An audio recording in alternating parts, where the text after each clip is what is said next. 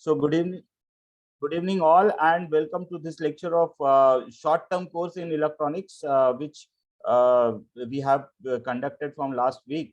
And today, in the same say legacy, we are going to start with the topic of C with Dr. Professor Sudhir Agaramure sir. So I request Professor Sudhir Agaramure sir to please continue with his lecture. Sir, you can present the lecture. Thank you, sir. Okay, thank you, sir.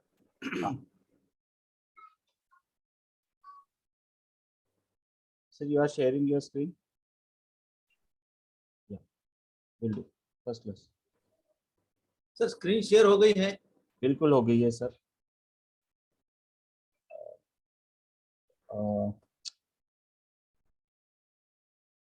Okay, आज का जो हमारा topic है, जैसे कि हमारा discuss हुआ था कि सी प्रोग्रामिंग पे हमें 2 लेक्चर्स लेने हैं. सो सबसे पहले हम आज समझ के लेंगे कि what is mean by computer program. What is the computer program, क्योंकि C is a programming language. Actually अगर हम पहला क्वेश्चन ऐसे पूछते हैं कि व्हाट इज सी, जब मैंने फर्स्ट टाइम इसको सर्च किया था इंटरनेट पे व्हाट इज सी, तो मुझे आंसर मिला विकिपीडिया से कि C is a character, but C is a computer programming language. Okay, it is a computer programming language. और why we need a computer programming language means why we need a language. तो सबसे पहले मुझे आप एक बताओ कि ये प्रोग्राम क्या होता है. एक्चुअली कंप्यूटर प्रोग्राम जो हम बोलते हैं, मैं आपको कुछ अपडेट्स देना चाहता हूँ. There are more than 5,000 programming language nowadays available. 5,000 से ज्यादा प्रोग्रामिंग लैंग्वेज अभी तक डेवलप हुई. उसमें से बहुत सारी आउटडेटेड हुई, कुछ तो लैंग्वेज यूज नहीं हुई, पर्टिकुलर कंपनी ने यूज किया और बाद में उसका यूज बंद हो गया. So out of 5,000 only 250 languages popular हुई, जिसका यूज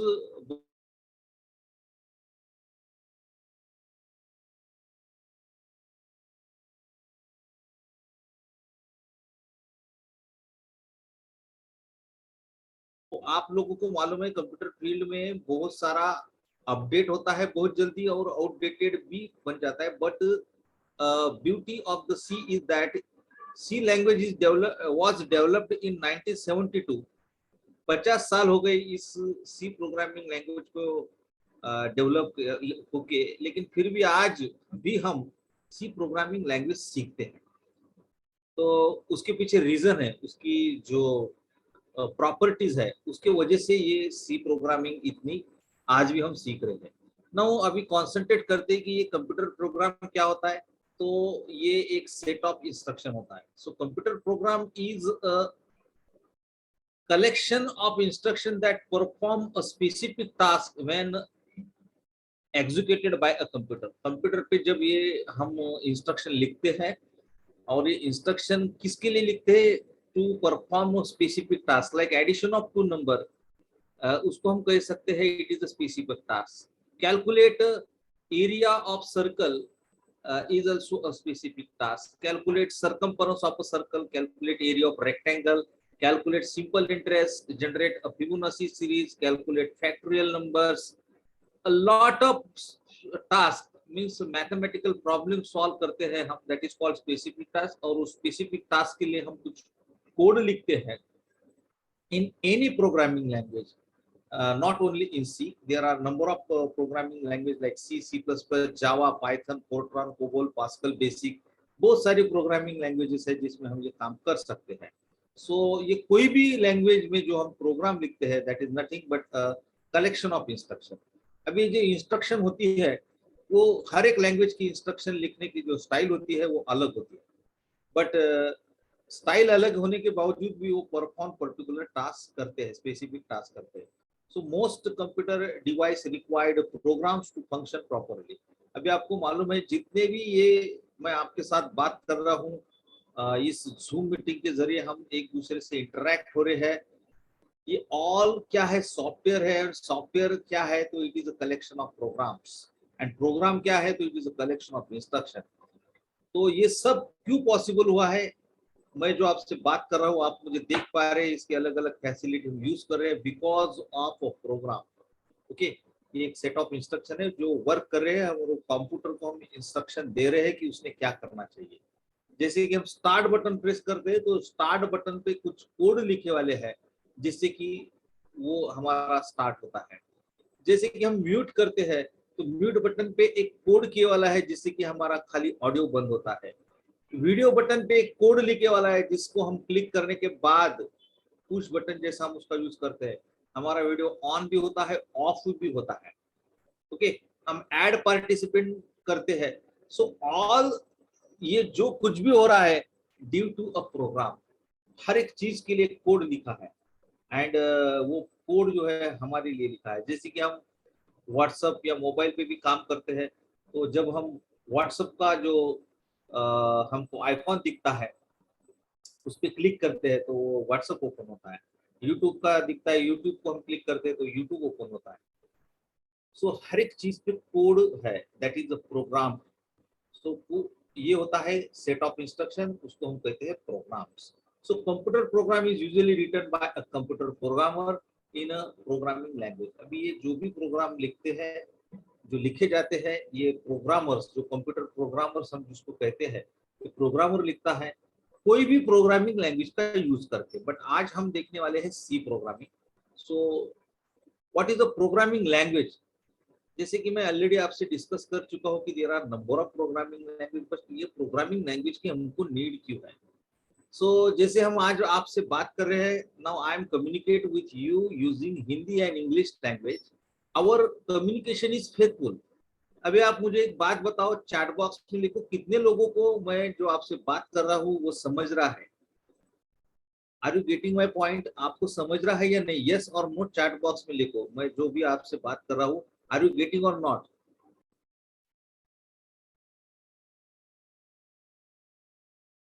रिस्पॉन्स बहुत कम आ रहा है। यस, अमीशा कह रही है यस, हिमानी कह रही है यस। Okay, why?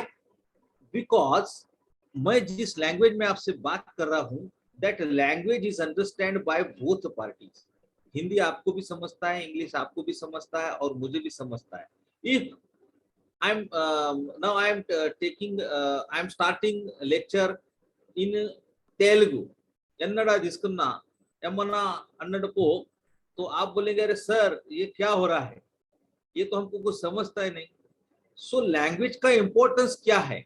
जैसे कि हम पर्सन टू पर्सन कम्युनिकेट करते हैं तो you need a language and that language is for communication.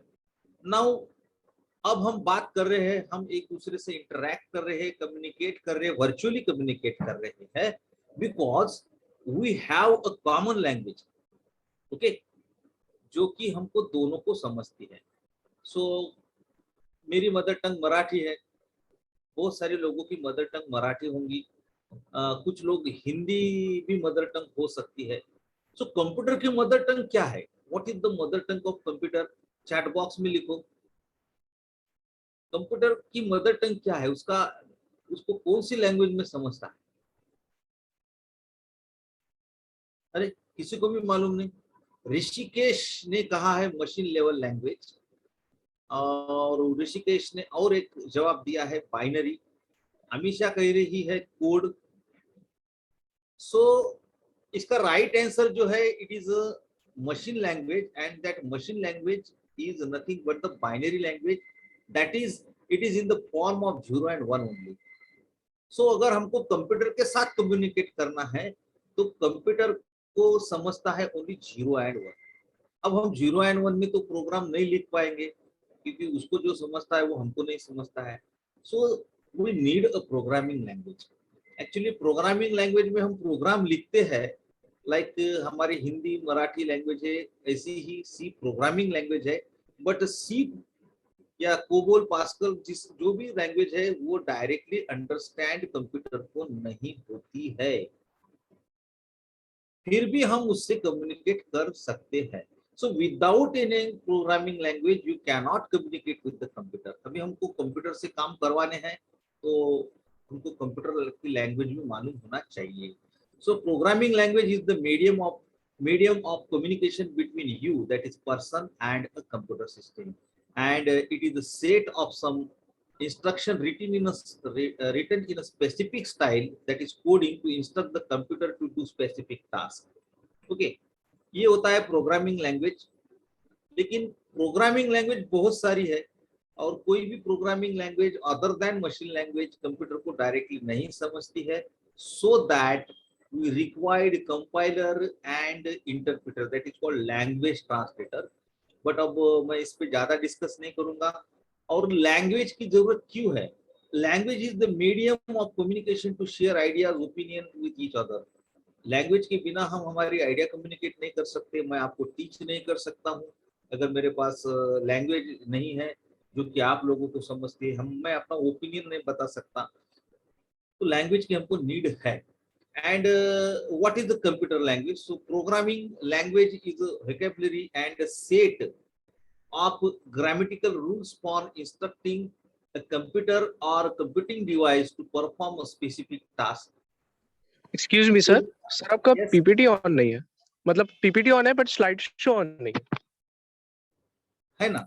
मैंने तो यहाँ पूरा शो किया है. फिर से मैं शेयर करता हूँ. नहीं सर, शेयर स्क्रीन पे आ रहा है आपका, सिर्फ वो स्लाइड शो ऑन नहीं किया है शायद आपने. तो फुल स्क्रीन नहीं दिख रहा है आपका, वो पूरा विंडो दिख रहा है. फुल स्क्रीन मैंने सर मैंने यहाँ तो फुल स्क्रीन ही किया है. फिर से मैं एक बार स्लाइड शो देखता हूँ. या फिर शेयर करते हो तो फुल स्क्रीन वाला शेयर नहीं किया, ऐसा कुछ तो होगा. 1 minute.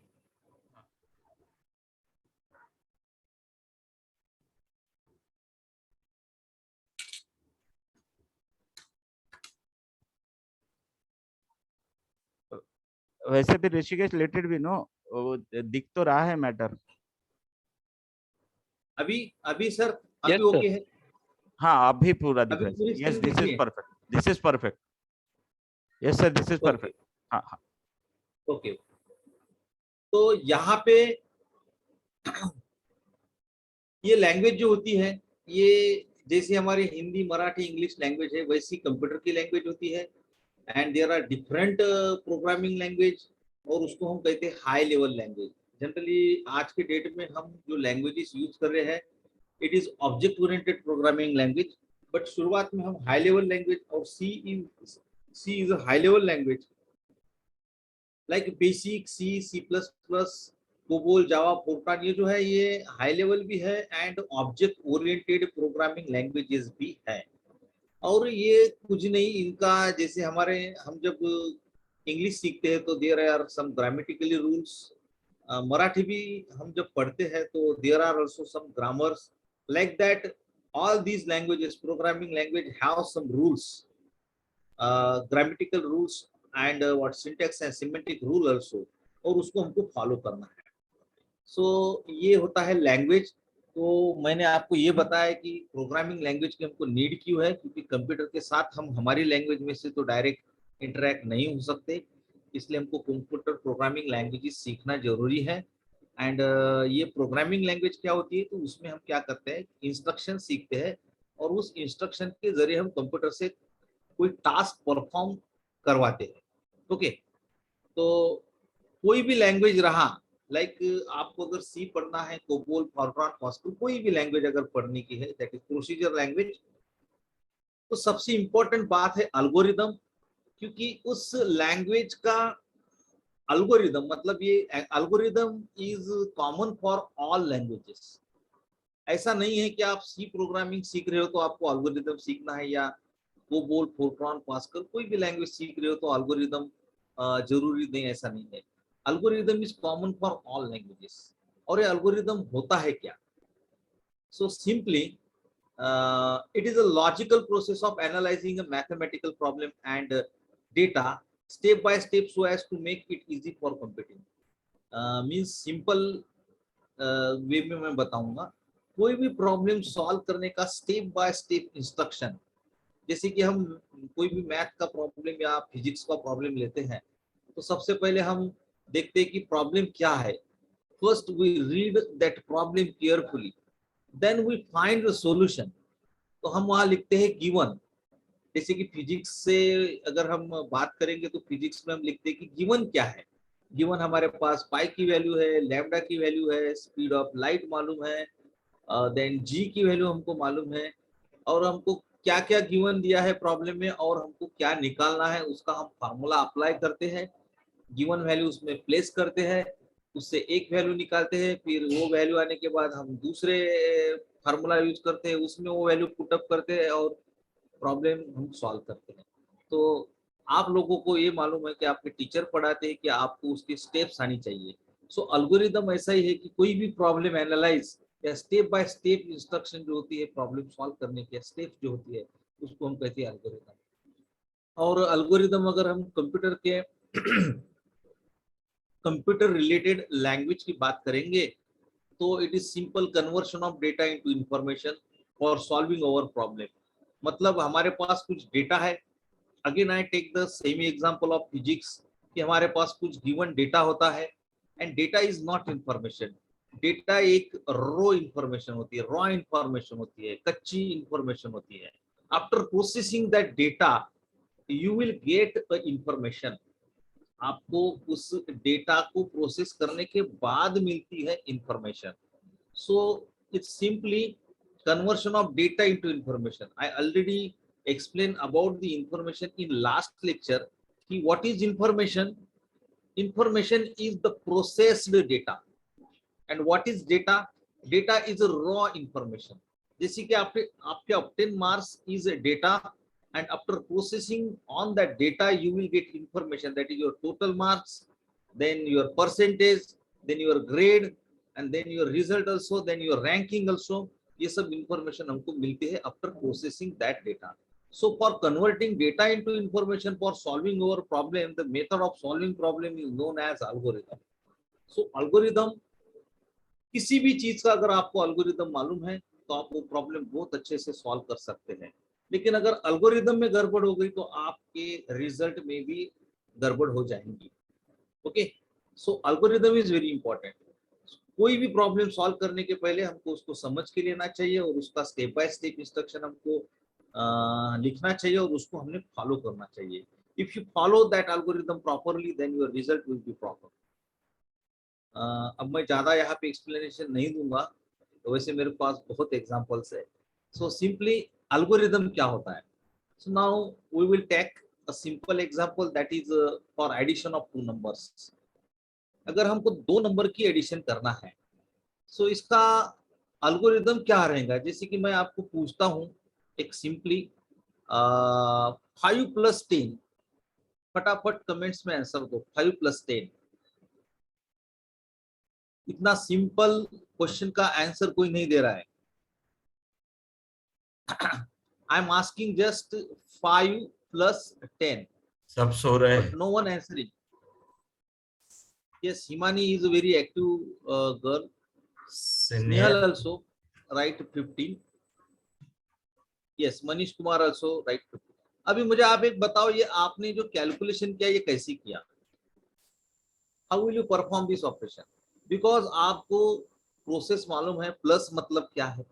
आपने पहला नंबर लिया that is 5, आपने second number and it is stored in your memory. आपके पास मेमोरी है और मेमोरी में आपने स्टोर्ड किया एंड आपने उसका प्रोसेस किया, दैट इज द 15। तो आपको इस कैलकुलेशन करने के लिए कुछ सेकंड्स परफॉर्म करने के लिए कुछ सेकंड्स लगे हैं। Okay, that is not matter, आपका आंसर सही है। बट अगर मैं आपको कहूंगा कि 5 + 10 + 16 + 19 + 20 + 97 + 64, तो इसका आंसर आप दे पाएंगे? यस और नो? यस और नो?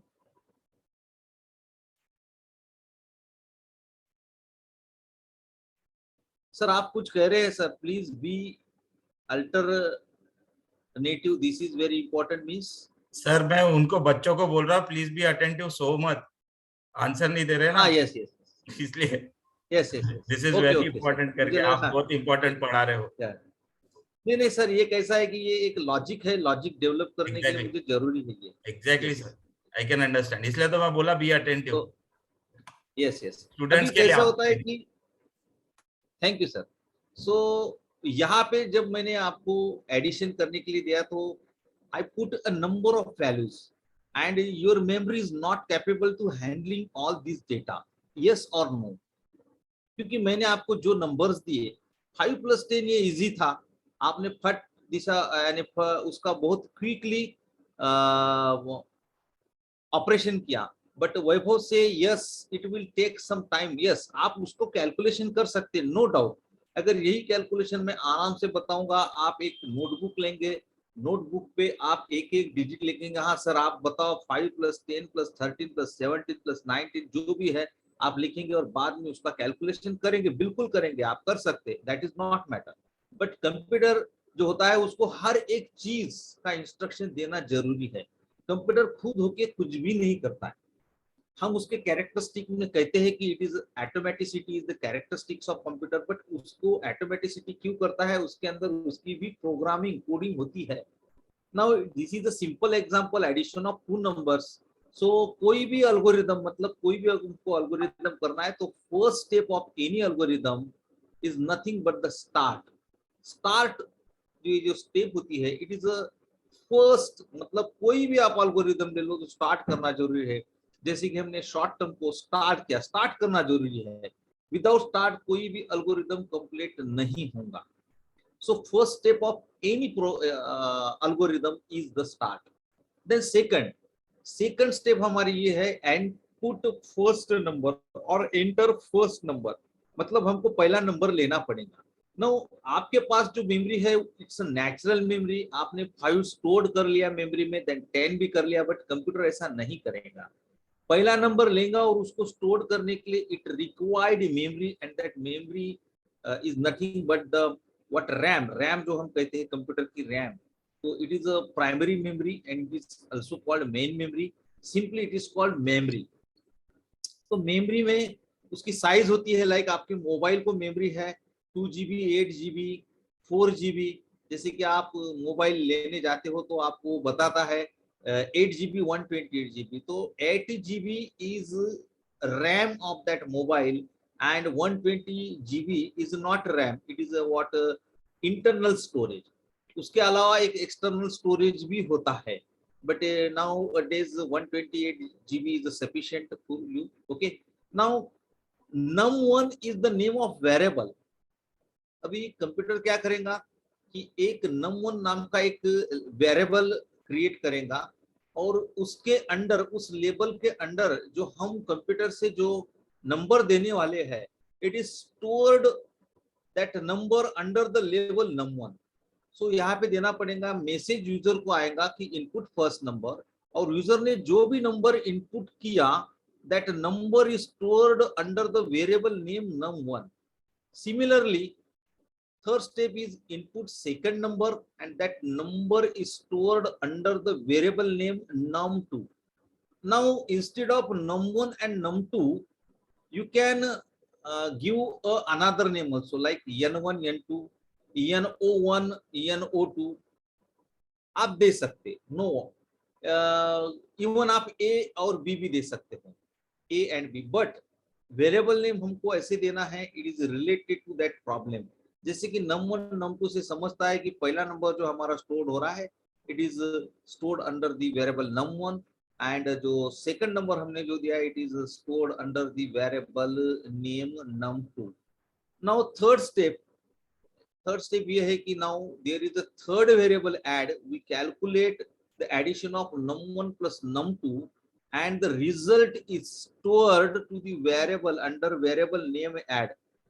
अब num और num2 की ऐड होंगी और it is assign, means it is stored to the variable name add.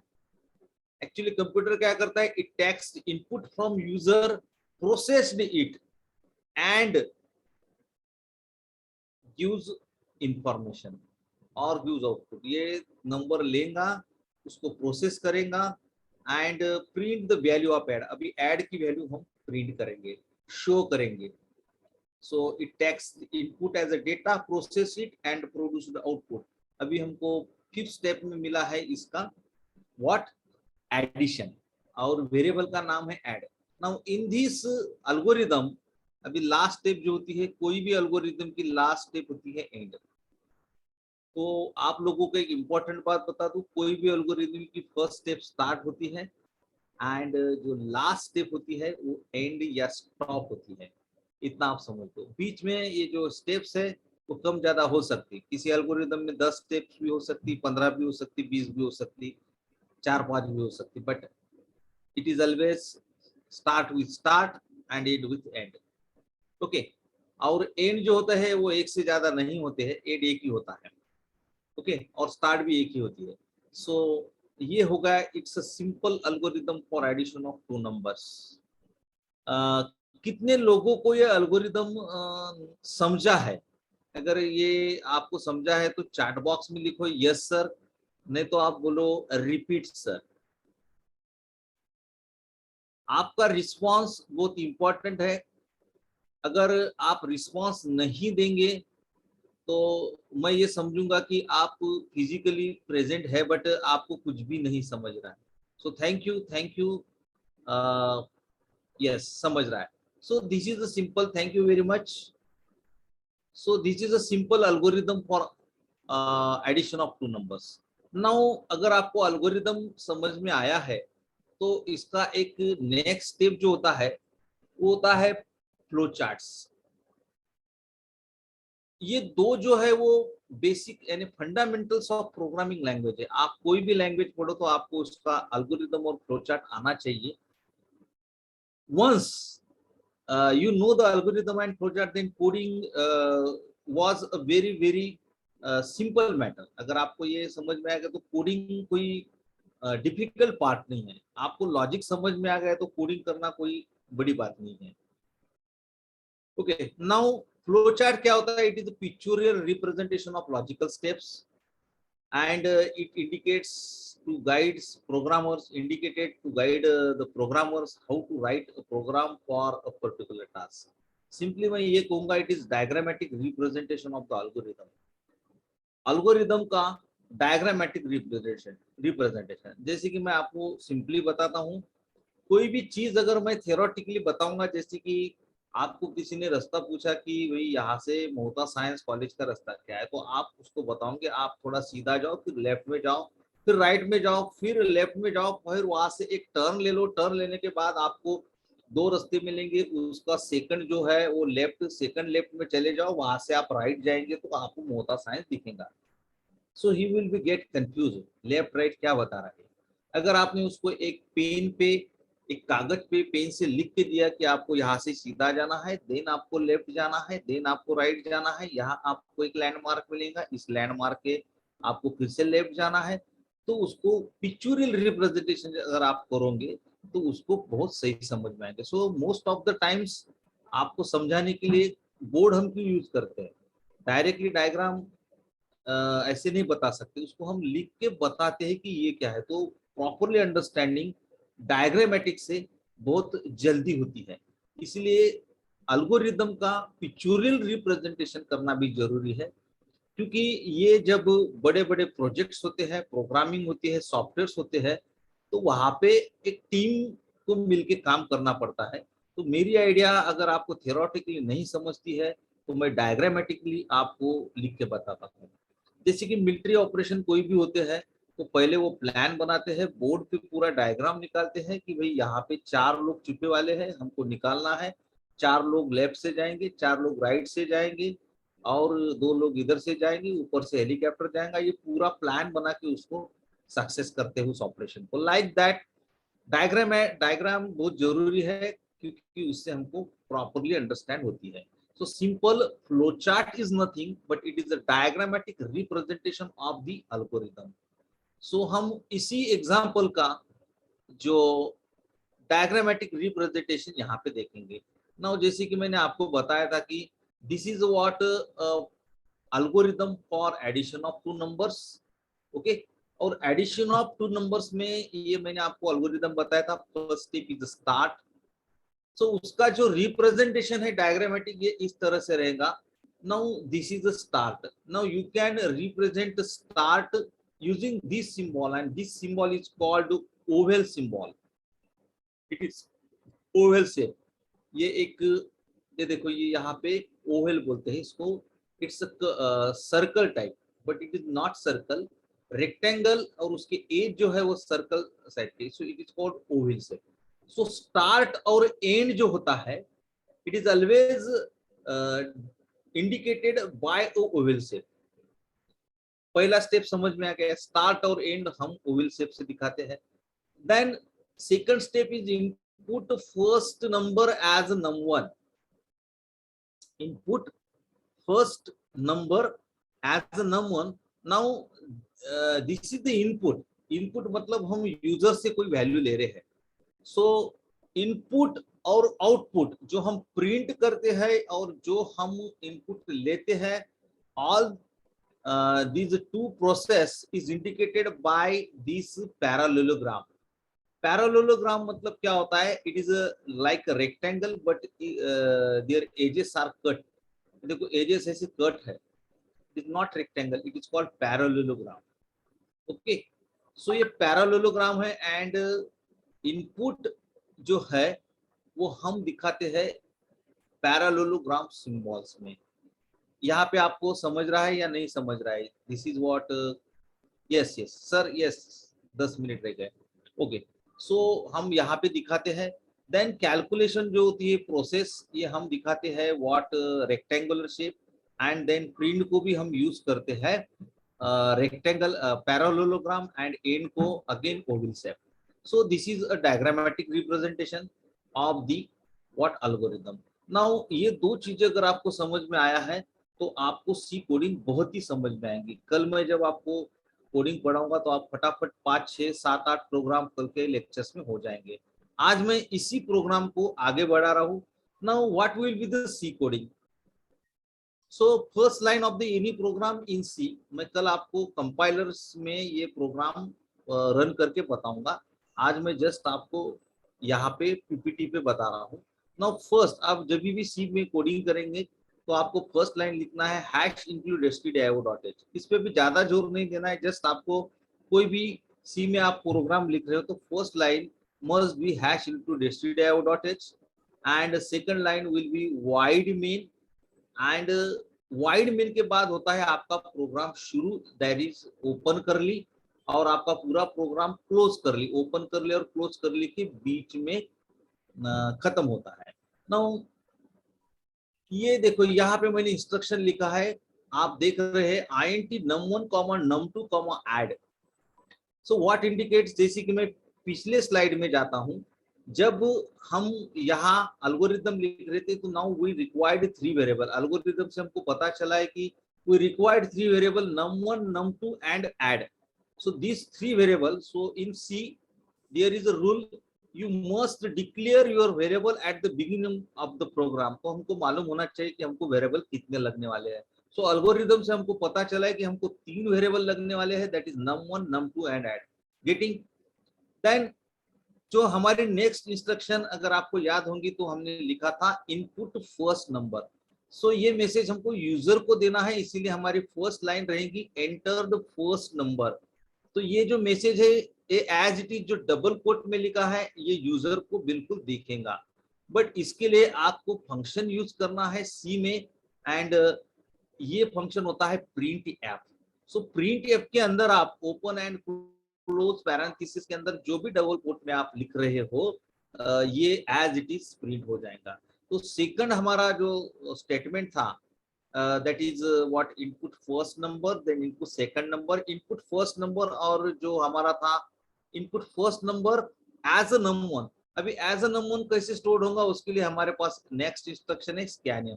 Now printf and scanf, these are the standard input output function. printf is the standard output function and scanf is the standard input function. So num1 में हमने store किया. Now this instruction tells the compiler or computer that given number is stored under the label num1. So उसका syntax क्या है? syntax simple है, scanf %d double quote में then comma and num1. And num1 से ये एक instruction जा रही है कंप्यूटर को कि जो भी नंबर अभी आपको कीबोर्ड से मिला है now stored under the variable num1, और ये जो num1 है it is already declared at the beginning of the program.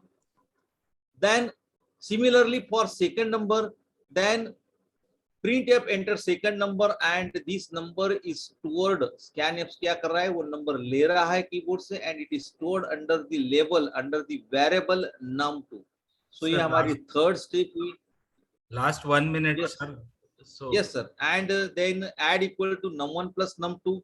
This is the fourth step, and print the addition of this two number is this add. So ये end हो गया. So this is what ये हमारा algorithm था and this is what flowchart. So एक हमारा programme आज का हुआ है, कल हम इसको कंटिन्यू करेंगे और मैं कल डायरेक्टली प्रोग्रामिंग आपको सिखाऊंगा. yes, Okay, sir. yes, So sir. this Yeah, is what algorithm and flowchart. Sir आप शेयर स्क्रीन शेयर बंद कर दीजिए. So thank you, Okay. students, for joining the class. Yeah. So thank you very much for joining the class, and I guess you have understood what is the basic of introduction of C, and sir has very nicely taught that, and tomorrow also we'll continue the same. Thank you very much for joining. Stay home, stay safe. I'm ending the class for all. Just hold for a moment. We'll just stop.